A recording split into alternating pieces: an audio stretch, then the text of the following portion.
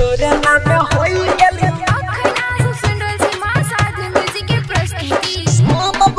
DJ ओम शंकर तोरे नाम होई गेली परसा हरबिंदा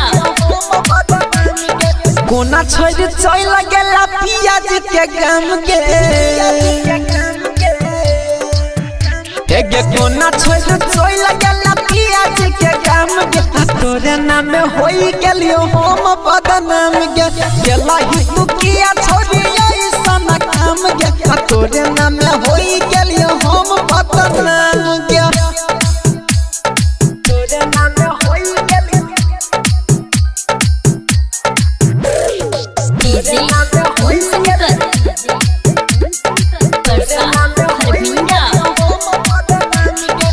छोरी का तू चल गेला जानू गे कखन के मन होइया कहानू गे कखन के मन होइया कहानू गे हां हां छोरी का तू चल गेला जानू गे कखन के मन होइया कहानू गे याद तोहर या बप्पा बपिया छियो जाम गे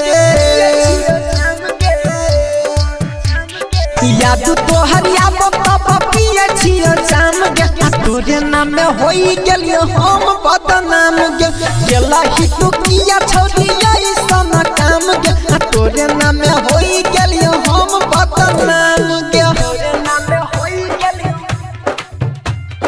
तोरे नाम होई गेलियो हम बदनाम गे डीजे ओम शंकर तोरे नाम होई गेलियो परसा हरबिंदा